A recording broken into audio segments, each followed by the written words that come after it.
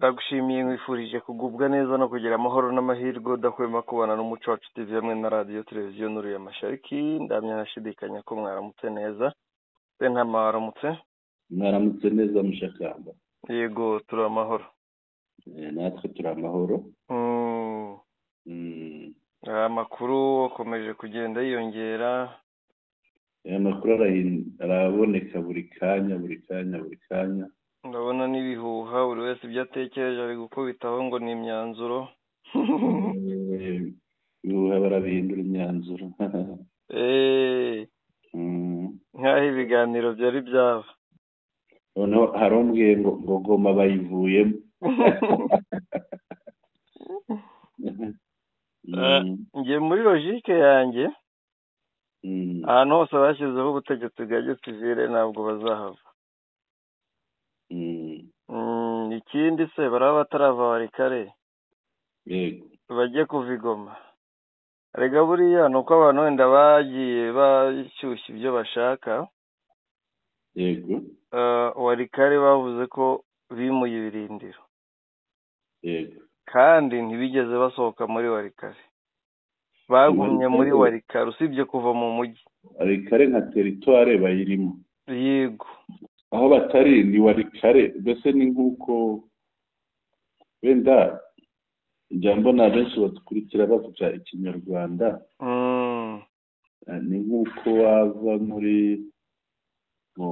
nk'uko wafata nk'akarere, cyangwa se wenda akarere byari bigiye kuba binini cyane. Akarere kaba gafite imirenge, noneho hakabaho nk'umurenge w'umujyi. Yego. Ni nk'uko wasohoka mu murenge w'umujyi ukajya mu nkengero zawo aho hafi.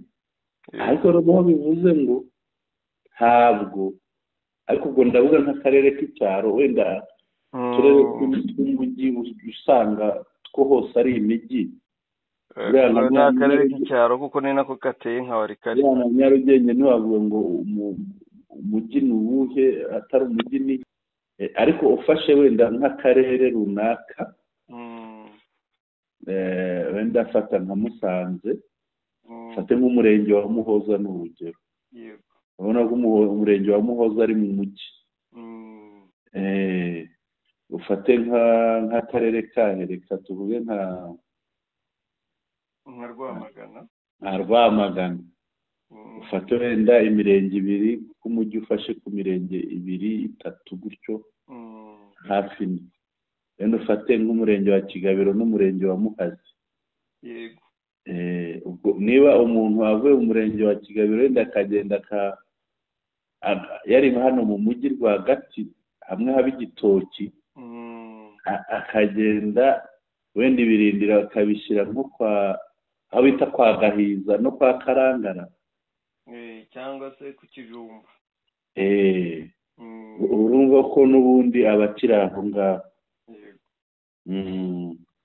Nuko bimeze rero, abantu birinde gushyushya inkuru. Yego bagomba kubishyushya kuko abanyamakuru rimwe na rimwe bakeneye inkuru zituma abantu babareba cyangwa se bagira ikindi, wenda ni n'ubusesenguzi bw'uwabivugaga.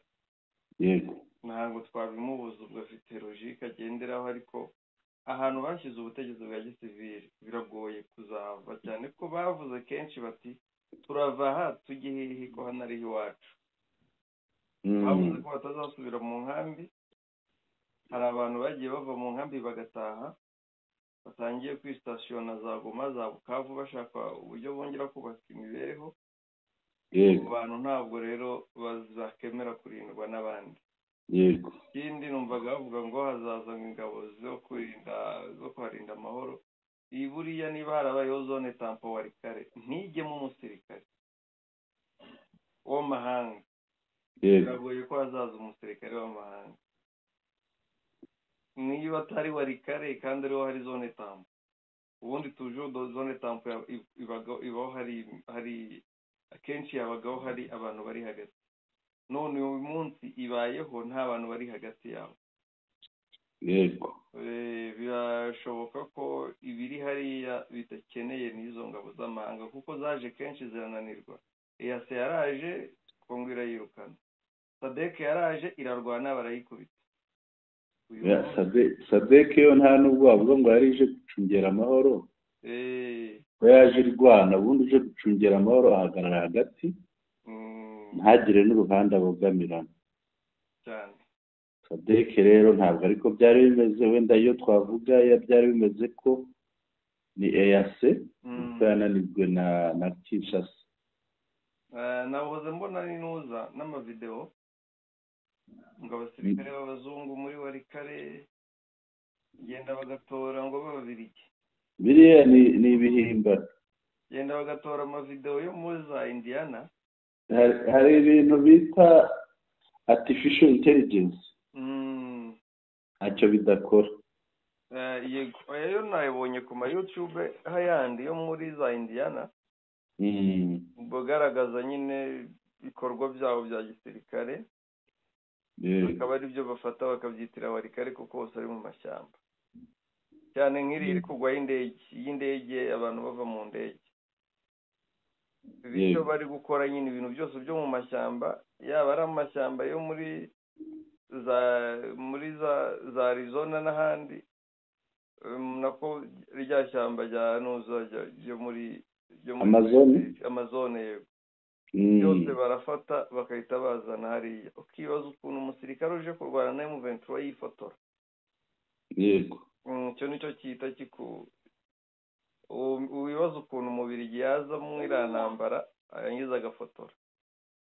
Yanaza. Kuza yaza ariko ntiyakifotora kuko yabaje kuri operation. Mushakamba ntabwo yaza. Rikagiye mubwire ikimpamiriza ko atazi. Bariya abagabo batinya urupfu. Ibyo byo. Ikindi babonye bene wabo ukuntu bagiye bubitse imitwe. Harimo n'ababirigi rero bahunze kare rugikubita.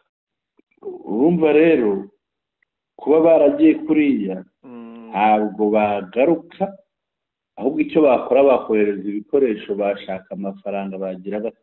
Yego. Tugere ku ngingo.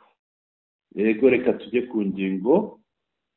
Dufite ingingo zigera kuri 3. General Muhozi yafatiye abofisiye bakuru ba FARDC mu nyeshyamba za Codeco.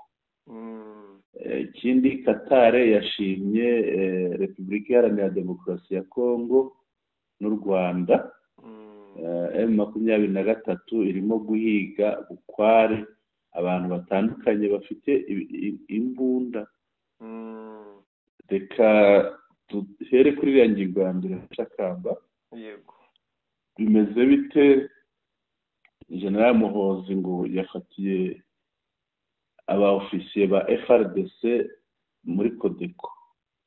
Bwana Sentama, ejo nibwo twavugaga unambaza utese ibi bintu birahora bite n'ibiri hari.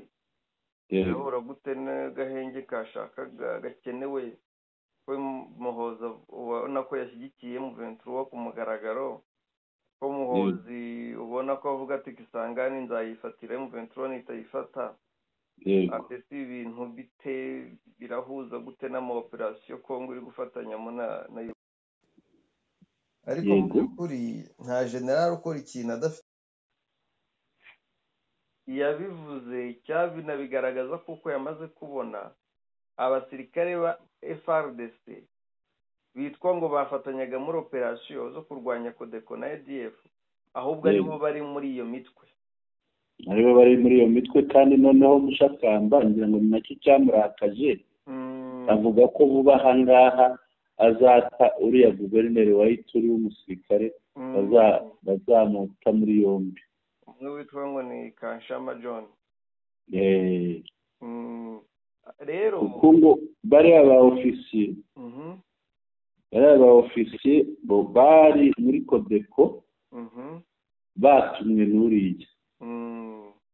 Hariyo batumwe n'uriya, kandi Codeco uzi ko yica abantu n'ubu. Hari abasomali batwara amakamyo nabonye yarayirashe. Codeco na ADF nibo bica abantu barabamaze muri Turi cyane. Abo ofisiye rero bafite amapeti, harimo abakoloneli hajya babiri. reka ndebe nkubwire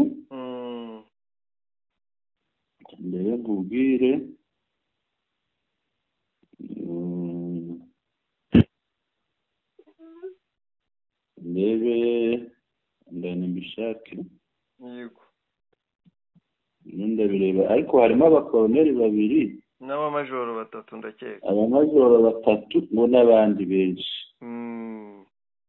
inkuru iravuga iti deux colonels, 3 majors et plusieurs éléments FARDC déguisés au sein de la milice Codeco en complicité avec le gouverneur militaire de l'Ituri ont été pris en otage lors des opérations que mène l'armée ougandaise UPDF dans la province d'Ituri et acheminés en Ouganda pour des auditions. Kuvuga abakoloneli babiri n'amajoro batatu yego n'abandi bafite amapeti yo hasi yayo ngayo benshi bafatiwe muri Codeco bafatwa n'ingabo za UPDF za Uganda noneho mu kubakurikirana basanze baroherejwe n'uriya guverineri wa gisirikare wa Ituri bakorana nawe barafatwa bajyanwa Uganda ubu barimo kubazwa yego barimo kubazwa iperereza rirakomeje ngira ngo ahangaha ni nako General Muhozi yahereye yavuze ati uri amita stupid ni igicucu tuzamufata vuba ahangaha ubwo bari bafashwe mu Shakamba yego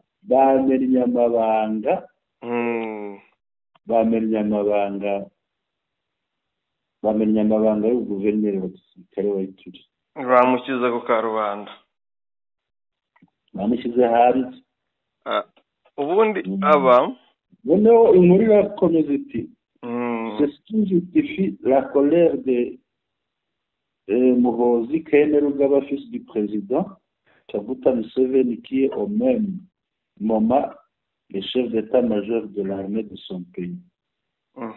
Sur ce concordant. Ibi nibyo bisobanura umujinya wa General Muhozi Kainerugaba, umuhungu wa Museveni akaba n'umukuru w'ingabo za Uganda. Njya murabyumva. Yego abantu bari bibajije impamvu urumva Muhozi yandika biriya yego agatangaza biriya ubona ari ibintu biremereye nk'umuyobozi wa gisirikare nk'umuyobozi ukomeye w'igisirikare yego ariko bitanze umucyo ko amabi y'ubutegetsi bwa Gisekedi yego akabije ngira ngo twe twagiye tubivuga kenshi wenda abantu bakabifata ukundi byaravuzwe cyane ko ari ingabo abasirikare bo muri FARDC ari abayobozi mu bya politike kuvuga ba minisitiri abadepite n'abandi usanga bafite aho bahuriye n'iriya mitwe yego ubu rero nibwo bitangiye kumenyekana ngira ngo uzi ibyacira umwami na FDLR bya Kongo umuntu akaba ari guverineri noneho wa gisirikare ashinzwe umutekano w'abantu n'ibintu agashyiraho abo kujya bajya kubica ni ikibazo gikomeye ni bya bindi byacira umwami na FDLR n'izi mayimayi zindi za Wazalendo ariko nyine icyo nicyo gihe cyo kugira ngo bihagarare kuko Uganda yamaze kubona ibihamya simusiga M23 kuri kwayo kurazwi ngira ngo bizahagarara Kisekedi azagera aho yeguke abaveho ahubwo birangire ari bageretseho ibyaha byose ikintu kibabaje kurenza n'ibitamuturikana ikintu kibabaje kurenza ibindi ngira ngo uri bukuno mugabo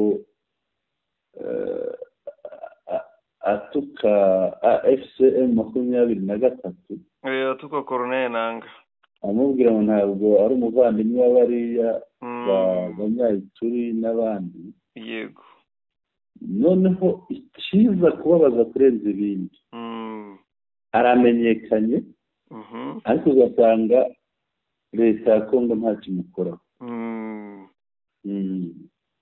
ngira ngo ibi bizakemuka kuko abaliberateri barabonetse. Ibi bizakemuka ariko byagorana, byatinda, byagira bite, ariko bizakemuka. Abantu bahagurukiye kwirwanaho. Yego. Ngira bahagurukiye kwirwanaho batuma Lubanga bari muri Ituri. Yego. N'abandi bizarangira bakubise buriya iyo UPDF vuze iti ntituzitambika mu 23. Yego. Bisobanuye ko niza guhashya uwo mwanzi azavuga ati amabitu yawe turayazi, reka mwene wanyu wari wo kwikubitira. Bayibererekere. Twakomeza n'indi ngingo. Reka tukajya muri Qatar. Twerekeze Qatar ariko tuguma no muri Kongo no mu Rwanda. N'ubundi Qatar ngira ngo imbaraga zayo zaragaragaye. Yego. Uyu munsi hari umwuka uganisha ku mahoro. Yego. Kubera Qatar. Yego. Nayo rero hari icyo yabivuzeho. Yashimye u Rwanda, yashimye na Kongo. Ngira ngo ibarura yifite inyandiko yabo yagiye hanze. Itangazo basohoye. Iragira riti Qatar welcomes the statements from DR Congo and Rwanda on the escalation of situation in Eastern DRC. Wewe Qatar irashimira Rwanda na Congo ibyo batangaje ku bijyanye no gucubya umwuka mubi, umwuka w'intambara wari uhari hariya mu burasirazuba bwa Congo.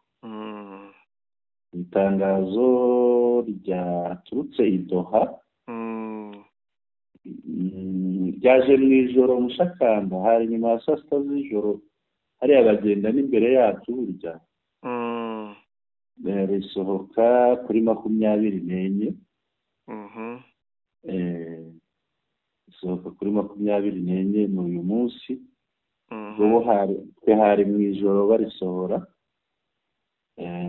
Noneho rigakomeza riti the state of Qatar welcomes the statements issued by the Democratic Republic of Congo and the Republic of Rwanda on their commitment for the escalation and reducing tensions in the eastern region of Congo in regards of the M23 statement on their withdrawal from the Walikale area.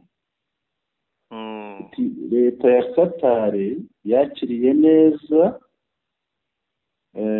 amatangazo yatanzwe na Repubulika Iharanira Demokarasi ya Kongo ndetse n'u Rwanda ku bijyanye n'uko biyemeje gucubya umwuka w'intambara, umwuka w'intambara no kugabanya ibibazo, kugabanya amakimbirane no kugabanya ibibazo mu burasirazuba bwa Kongo. Birebana na M23 n'itangazo rya M23 kuba yarikuye muri Walikale. Rigakomeza riti Qatar views this as a significant positive step towards achieving stability and peace in the region. Qatar ibibona nk'intambwe y'ingenzi iganisha ku kugera ku mutuzo ndetse n'amahoro mu karere.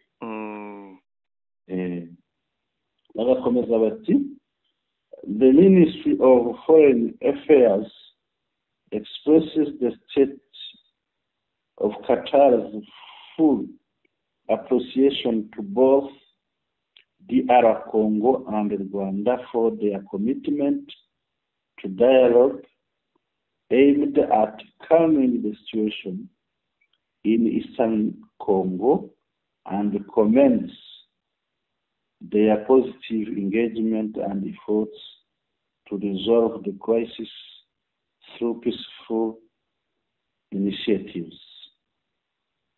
The ministry also expresses its hope for the continuation of this constructive approach and positive spirit to ensure the protection of civilians as well as to achieve security and development.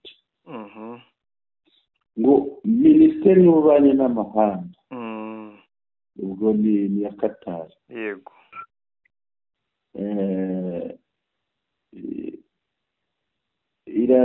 Iragaragaza cyangwa irasobanura gushima kwa Qatar, kuba Qatar yarakiniye ibihugu byombi Kongo n'u Rwanda kuko byiyemeje kuganira mu ntumbero yo kuzana umutuzo, yo kuzana amahoro mu burasirazuba bwa Kongo. Ikanashimira kuba bariyemeje bya nyabyo n'imbaraga bashyiramo mu gukemura kiriya kibazo biciye mu mahoro, mu nzira z'amahoro. Minisiteri kandi y'Ububanyi n'Amahanga ya Qatar irasobanura kandi ko yizeye ko bizakomeza muri iyo nzira, inzira nziza yo kurinda abasivile ndetse no kugarura umutekano n'iterambere. Bagasoza bagira bati the ministry reiterates Qatar's support of the Nairobi and Rwanda processes and its firm position calling for the resolution of conflicts through dialogue and peaceful means, while respecting the principles of international law, thus promoting stability and reinforcing international peace and security. Minisiteri ikongera kugaragaza ko Qatar ishyigikiye inzira y'amahoro ya Nairobi n'i Rwanda, ndetse ikagaragaza uruhande ihagazemo mu guhamagarira abahanganye gukomereza mu nzira y'amahoro kugira ngo kiriya kibazo gikemuke binyuze mu biganiro ndetse no mu buryo bw'amahoro, hubahirizwa amahame y'amategeko mpuzamahanga no gushyigikira umutuzo n'amahoro mpuzamahanga n'umutekano. Cyangwa ni ibyo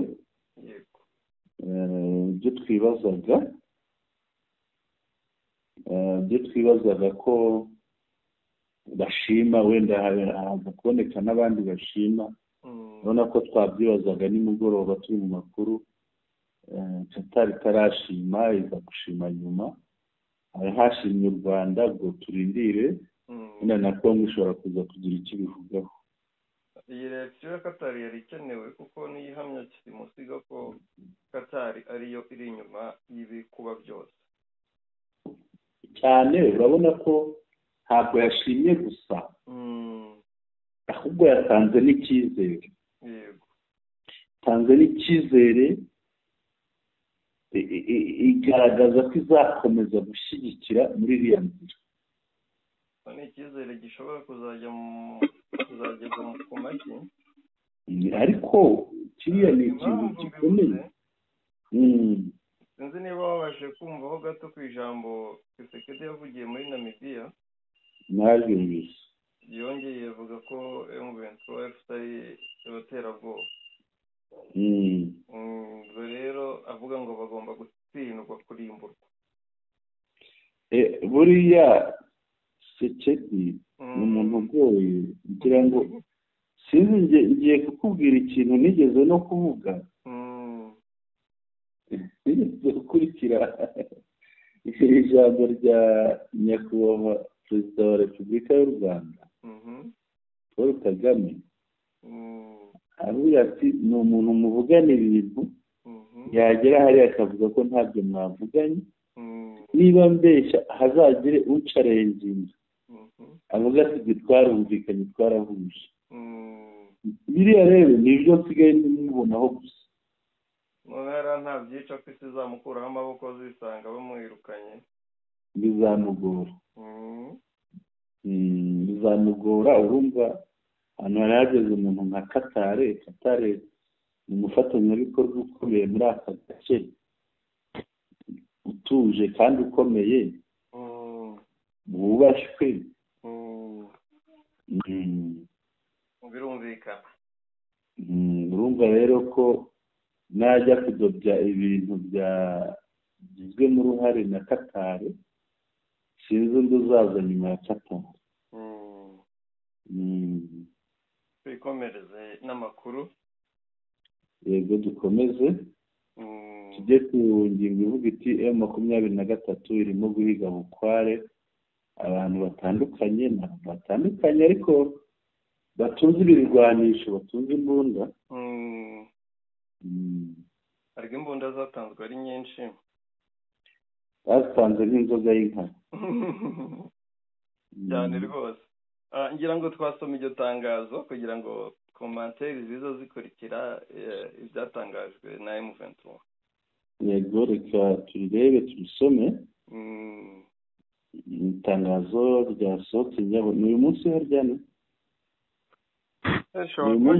ryasohotse nimugoroba cyangwa n'ejo ngiri ryasohotse nijoro nimugoroba. Yego n'ejo bundi ahubwo 22 ahubwo nuko ryamenyekanye cyagiye hanze ejo. Ni 22. Yego ariko sinitangazo yene ni itangazo rishakisha baryita avis de recherche. Ni nk'ahandi bavuga ngo umuntu ari wanted mu cyongereza, umuntu arashakishwa, bimenyerewe kuri ba bihemu n'abandi bakoze ibyaha. aba nabo barenze kuba babihemu ibyo byo. Itangazo nomero 3 ryo mu kwezi kwa 3 APC 23 agakoni 2025 zo zaba nomero z'itangazo. Yego none bikagira riti prière de rechercher activement les ou bien la n'abantu bakabavuga amazina n'abantu ndabona bageze kuri 17 abantu 17 bitwaje imbunda bashobora kwangiza byinshi. ni ikipe n'umutwe w'abagizi ba nabi. umuntu abivuze gutyo ntiyababeshye niko bimeze kuko bahuriye hamwe bafite imbunda baba ari umutwe ukomeye. uyu mutwe urakomeye, umutwe w'abantu 17 bafite imbunda bafite ibikoresho bakwangiza byinshi pe. Yego hari rero witwa Shekina Irunga ariko icyo bahuriyeho aba bantu uretse no kuba bitwaje imbunda bari mu mujyi wa Bukavu. Bukavu kugarukamo amahoro bizagorana, harimo amabandi menshi yihishira. Amabandi ya Bukavu Mishakamba ni ya kera. Niba abantu banyumva babaye Bukavu bahazi. Yego mu myaka ya za 1993 aho ngaho bibuka ibandi ryabagamo ryitwaga Kabwana. Kabwana iyo yamenaga gereza agasohoka bashyiragaho itangazo babwira abantu ngo bitonde ujye bagenda bitonze Kabwana yatorotse. Kabwana yaje. Kabwana agafatwa kongera agasubizwa muri gereza. Kabwana akazongera agatoroka, yari azi gutoroka cyane. Ariko byarangiye baje amufashe buriya Kongo si bya nonaha. Iyo ubibona bamuhambira ku ngorofani agaramye, bamuzengurukana umujyi, baza kumushyira hasi agaramye, bafata ibuye riremereye bariterura ari abasore benshi, bamukubita mu gatuza, agatuza kagwamo imbere. Ko bahana ibyo ni ibintu nabonye nari mpari. Kabwana rwose iyo yatorokaga gereza bashyiragaho itangazo. Urumva rero ntabwo amabandi yaho ntabwo ari nonaha, ariko bizashira birumvikana. Hari uyu rero witwa Shekina Irunga, bafite n'amazina wumva ari amazina ya kibandi, atari amazina nabonye n'amazina hari atari amazina yabo bwite. Umuntu witwa Antibare Baragamu, witwa Mareshare Iragi, witwa Bisimwa Harmaged, witwa King David Baragumu. Ariko hari n'abahuje amazina, hari uwitwa Emmanuel Dume, hari uwitwa Leki Mulolo, hari uwitwa Jonathan Baragumu. Baragumu babaye nka batatu. Hari uwitwa DJ Hamilton, hari uwitwa Mama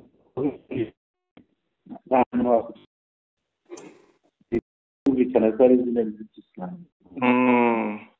Hari uwitwa Aganze Chihebei, hari uwitwa Obama Kapita, hari uwitwa Mekano, hari uwitwa Alain, hari uwitwa hari n'uwitwa Moise. Noneho bakavuga bati Rezida Amuhungu, Meteo Telecom ni Muhungu. Muhungu ni aveni. Iyi aveni iri ahantu hari kanseri. Yego. Muhungu iri hariya hejuru ya kanseri, ikazamuka igafata ahantu hari ishuri rya segondere yitwa IDAP.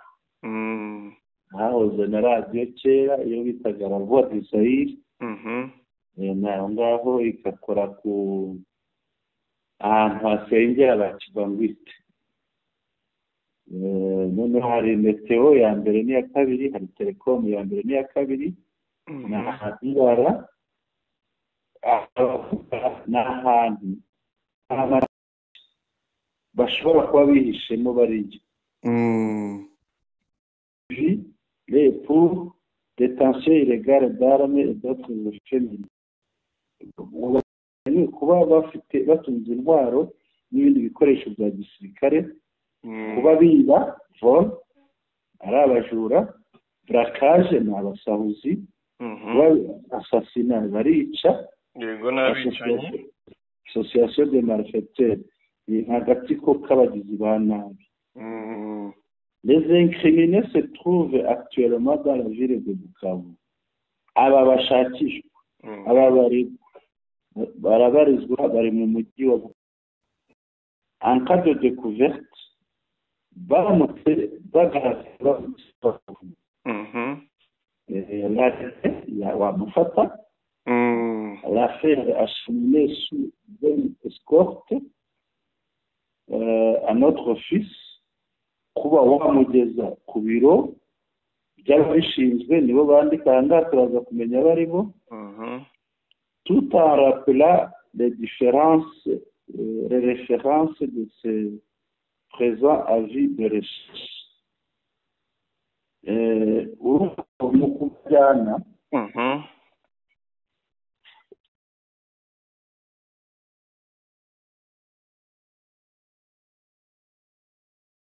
uti barashakishwa na renseignement. Yego, barashakishwa, bashakishwa n'ubuyobozi ubishinzwe ni uyu nguyu washyizeho umukono, ni majoro ushinzwe iperereza rya gisivile n'irya gisirikare yitwa Nziratimana Bizimungu Michel. ngira ngo urebye iyi Bukavu yego nubwo leta yatanzemo imbunda amabandi ayasanzwe ari amabandi yego uyu munsi akaba twavuga ngo yahawe urwuho yego ariko tugereranyije imikorere ya M23 yego aya mabandi ahubwo yaratsinsuwe cyane. nawe utekereza ahantu hari hasanzwe amabandi agahabwa imbunda yego yaba Bukavu nk'uko twabyumvaga Goma ndetse n'ahandi abantu baricwaga yego ariko uyu munsi nubwo hatabura uduka twa insekirite yego cyangwa kese z'umutekano wangirijwe yego kubera izo mbunda n'ayo mabandi izo mbunda zahawe ayo mabandi ariko ugereranije ahantu havuye intambara M23 ntabwo itagize ngo igarure umutekano kandi ubona ko nyuma y'amezi urumva Bukavu imaze ukwezi kumwe yego nyuma y'amezi 2-3 hazaba hatekanye cyane n'aya mabanda azaba amaze gushiramo abantu bari gukora imirimo yabo nta nkomyi ko bimeze. Twagana ku musozo. Yego twagana ku musozo tugashimira abadukurikiye. Dushimire abari badukurikiye tubashimire cyane nawe ngushimire Mushakamba kandi tubibutse ko twaganiriye ku ngingo zigera kuri 3. Ingingo ya mbere yari kurebera hamwe uko General Muhozi yafatiye abaofisiye bakuru ba FRDC mu nyeshyamba za Codeco bakaba bari baragiyemo ku kagambane na guverineri wa gisirikare wa Ituri. Ikindi twarebye uko Qatar yashimiye u Rwanda na Repubulika Iharanira Demokarasi ya Kongo. Tunareba ukuntu M23 irimo guhiga bukware abantu batandukanye bitwaje imbunda baherereye mu mujyi wa Bukavu. Turabashimiye rero tubifurije umunsi mwiza muhahe muronke cyane mu gitondo kare. Mushakamba nawe umunsi mwiza mikroni yawe General Sentama. Urakoze cyane bwana Sentama, barakoze bari badukurikiyeho bari hagiye hatandukanye. Imana ikomeze ibarinde kandi bahe umugisha. Umunsi mwiza.